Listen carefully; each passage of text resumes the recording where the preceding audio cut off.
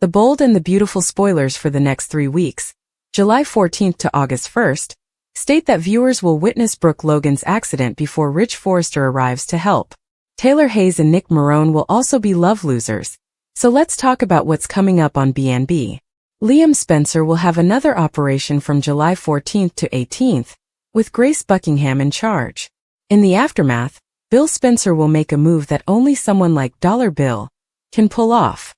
When it comes to Liam, Bill will take matters into his own hands and whisk him out of the hospital while he is still unconscious. As to why, Bill may receive updates on Liam's brain tumor and opt to transfer him to another facility. There might be a specialist or an experimental treatment that can help Liam, so Bill will undoubtedly want to try. If Steffi Forrester and Hope Logan discover Bill is responsible for Liam's hospital disappearance between July 21st and 25th, he could face the consequences. Luna Nozawa has also performed a disappearing act, with the assistance of Lee Finnegan in secret. Luna hasn't left the program yet, as she has more appearances coming up. The show has provided numerous hints indicating that Lee will allow Luna to heal in hiding, while maintaining the deception that she is dead like everyone else. Luna will eventually have the opportunity to respond to everything Lee has done for her, maybe forming a true family bond. From July 28th to August 1st, BNB will premiere several special episodes filmed on location in Naples and Capri. Nick Maroney will wine and dine Brooke on this Italian vacation, but Rich Forrester is not going to like it. Ridge will be shaken up by Brooke's mishap, which will remind him of how much he stands to lose. Ridge, who will be in Italy with Eric Forrester, will go in and save Brooke when she falls in the water. Ridge will discover Brooke is his true love. Therefore his engagement to Taylor will not result in the remarriage she had hoped for. Taylor will once again succumb to fate, and Nick will be in the same boat. According to the bold and the beautiful spoilers, the following 3 weeks will be filled with huge romantic developments, so stay tuned for more on a long-awaited reunion and disappointed rejects. The bold and the beautiful recap for Monday, July 14th, shows that Hope Logan's brain tumor slide concerned Bill Spencer before Liam Spencer finally awoke. At the hospital, a nurse assessed Liam's vital signs and declared them stable.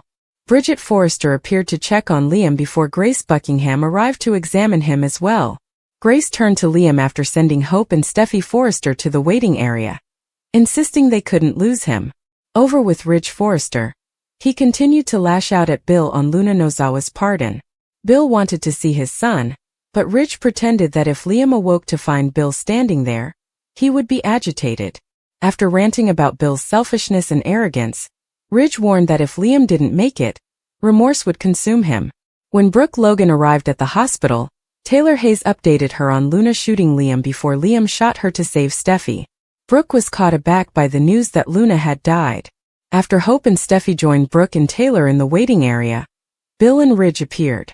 Hope did not want Bill around, and she made it obvious that he deserved no sympathy after what Liam had gone through. During her outburst, Hope revealed that Liam had a brain tumor, which surprised Bill because he had been hiding his cancer. Bill struggled to believe this was even conceivable, but Hope insisted it was genuine and that the tumor was incurable. On Monday's BNB episode, Sheila Sharp told Deacon Sharp that she felt as if a piece of herself had died with Luna. Lee Finnegan also approached John Finn Finnegan to ask how he truly felt about his daughter's death, and Finn said that it was complicated. Finn felt sorry for Luna and the tragedy she'd been through, but he was also sickened by what she'd done. Lee pointed out that Luna had left and suggested that Finn focus on going forward. When Deputy Chief Bradley Baker came, he talked about Luna returning to prison for good before discovering she had died. Soon after, Liam began responding to stimuli, and Hope and Steffi were present while he attempted to open his eyes. Steffi and Hope were fuzzy as Liam gazed at them, but he managed to murmur a drowsy hey, and leave them both relieved. According to the bold and the beautiful spoilers, Liam will face a surprising treatment, so stay tuned for more drama. Brooke's life had always been a blur of passion, tragedy, and high-stakes decisions, but nothing prepared her, or those who loved her, for what happened next. The accident changed everything.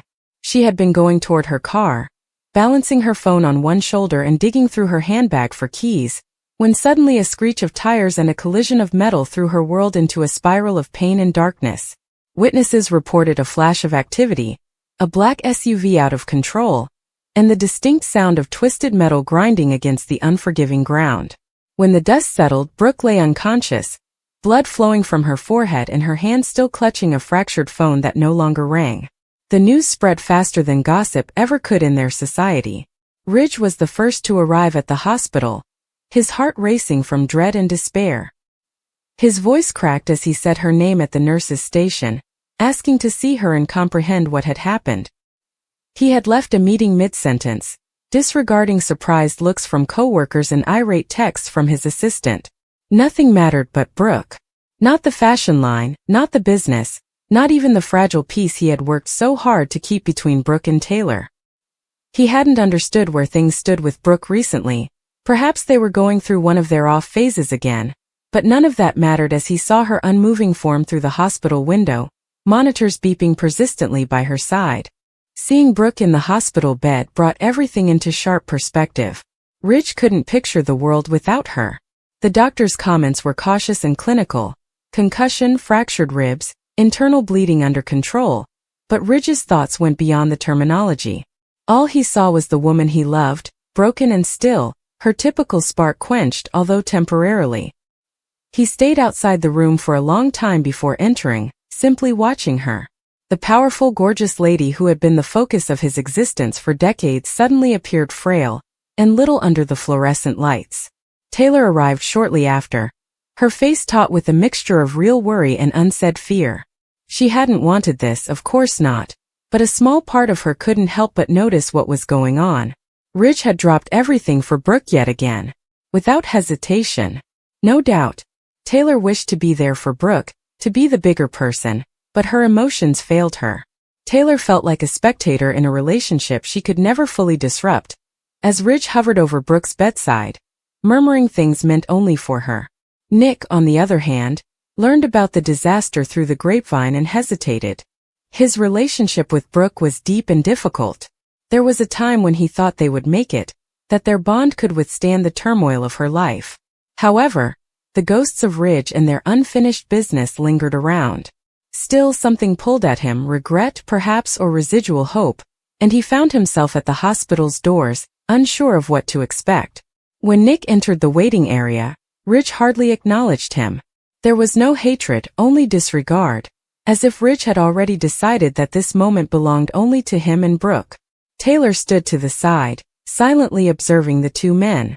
She felt it too. It wasn't about competition anymore. Ridge had made his decision without uttering a word.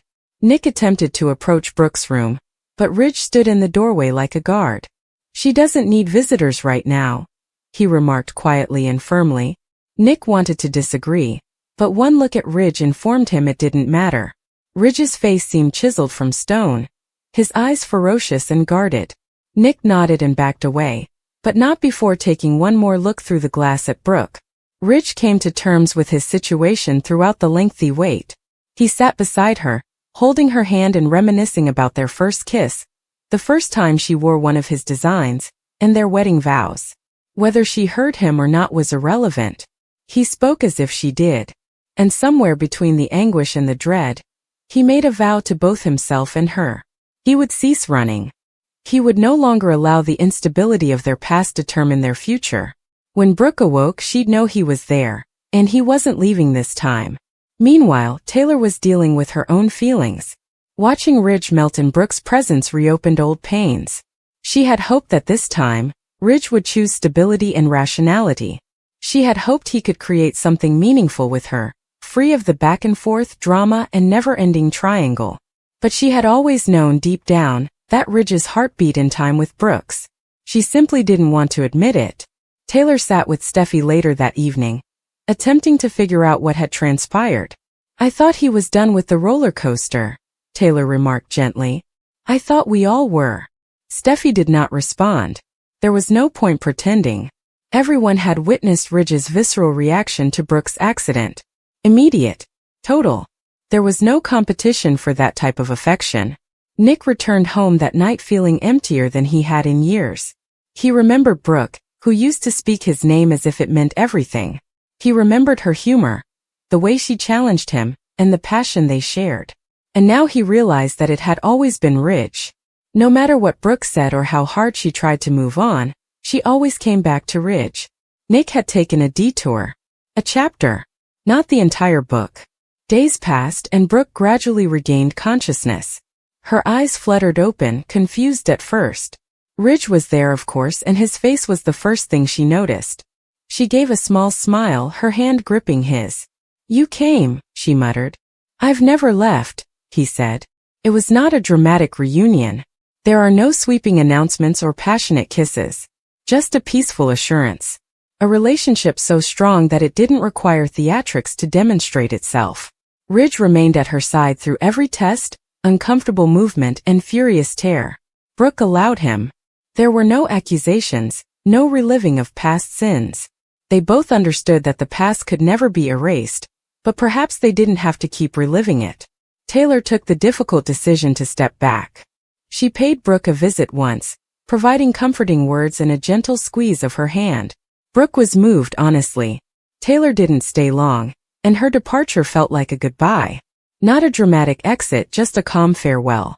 A awareness that sometimes love is insufficient if it is not reciprocated. Nick came by one last time, bringing a little bunch of wildflowers.